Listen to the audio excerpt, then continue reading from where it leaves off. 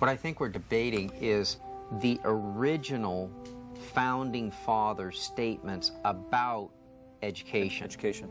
And what I think I'm taking away so far is that there were three things that they wanted in an education program if you were going to be a part of the United States of America.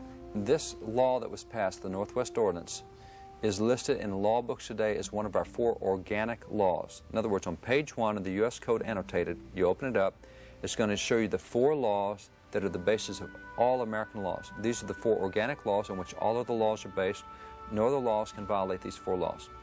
You have the Articles of Confederation, you have the Declaration of Independence, you have the Constitution, and you have the Northwest Ordinance.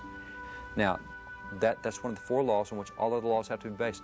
If this law says that schools are to teach religion, morality, and knowledge, then every time the court renders a ruling that says, oh, you can't teach religion, you can't have prayer at schools, all this, what we're doing is fundamentally ignoring our fundamental laws, our organic laws. Wow. And by the way, you will find that because this was a requirement to become a state in the United States, the state constitutions have in their state constitution that religion, morality, and knowledge will be taught in our schools. There's a reason that these clauses appear in state constitutions and still are in current constitutions today. The founders believed, and the first federal educational law established, that schools and education systems were a proper means to encourage the religion, morality, and knowledge that was so necessary to good government and the happiness of mankind. Our founding fathers did not believe that encouraging religion in schools was unconstitutional.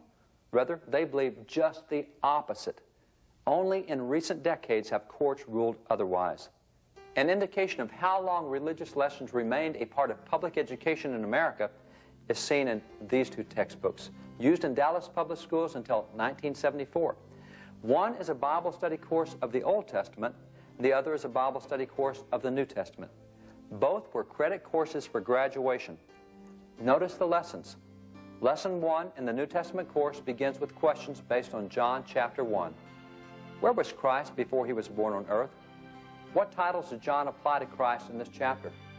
For what purpose was John sent by God? And there are many other similar questions. At the end of lesson 1 is memory work. Memorize the pre-existence of Christ. In the beginning was the Word, and the Word was with God, and the Word was God. All things were made by Him, and without Him was not anything made that was made. Such textbooks were reflective of the requirements of that original federal law that public schools address religion, morality, and knowledge. But the effect of that law was seen in more than just textbooks. It was also quite evident in state constitutions. For example, when Ohio penned its first state constitution in 1802, that constitution declared, religion, morality, and knowledge being essentially necessary to the good government and the happiness of mankind, schools and the means of instruction shall forever be encouraged by legislative provision. The same provision was present in the constitutions of state after state, including Mississippi, Kansas, Nebraska, and so many others. In fact, that provision is still found in current state constitutions today.